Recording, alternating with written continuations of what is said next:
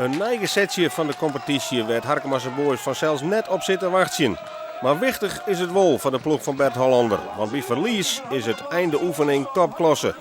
Maar vanzelfs willen ze haar net de tsies van de ballen eten letten. En SVZW zit in hetzelfde scootje. En het is Harkemasse Boys via Romano Denneboom wordt hier in de eerste minuut voor het sok zet. En Denneboom krijgt de bal bij Roel van der Meulen.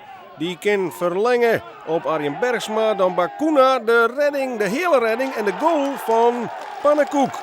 Het is Marcel Pannekoek die het al na 44 tellen de eerste treffer op het boord zet. En dus is daar de dreamstart voor Harkemasse Boys.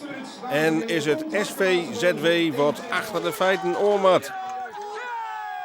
Een heel mooi scenario dus voor de Harkieten. En dat scenario zal nog mooier worden. De uittraap, de hele uittraap van Mark Doornbos. Maar helemaal briek. En daar is Roel van der Meulen. En die maakt het fantastisch. Oh, Roel van der Meulen. Het hele seizoen had er nog net 1 keer gescoord. En nu maakt het er een hele wichtige treffer. 1 keer aannemen. En precies goed met de lop. Oer alles en iedereen heen en onder de latten terug. En dan binnen 14 minuten is het 2-0. Wat een weelde van de ploeg van Bert Hollander. En dan liep het heel goed. En het tikje gaat bij vlagen echt prachtig. De hakjes, de tussendoortjes en Pannekoek rond het deze keer net al.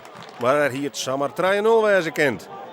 Hans Kraai junior is assistenttrainer van SVZW. En die zocht dat zijn ploeg de nederige moeite had. Maar daar een grote mogelijkheid voor Nick Wenning. En een hele knappe redding daar voor Jacob de Vries.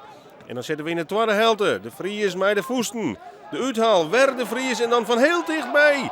Een nette missenkans van Davy Perik.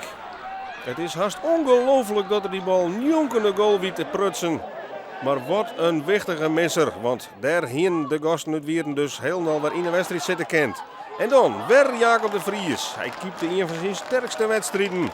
Hij troeft hier Mirko Zwiers aan. En dan begint natuurlijk het wetter aan de lippen te staan bij de ploeg van SVZW. En de kansjes die ze uiteindelijk nog creëren worden lauwer en lauwer. En dan zit de wedstrijd van de boys in de knip. Maar goed, ze moeten natuurlijk de wedstrijd wel even creërs uitspelen. Hakje Roel van der Meulen, Van Bunderen. Bakuna tussen 2 man. Bakuna met een prachtig schot op een lotte. En zij hier de staan nog mooier worden kent.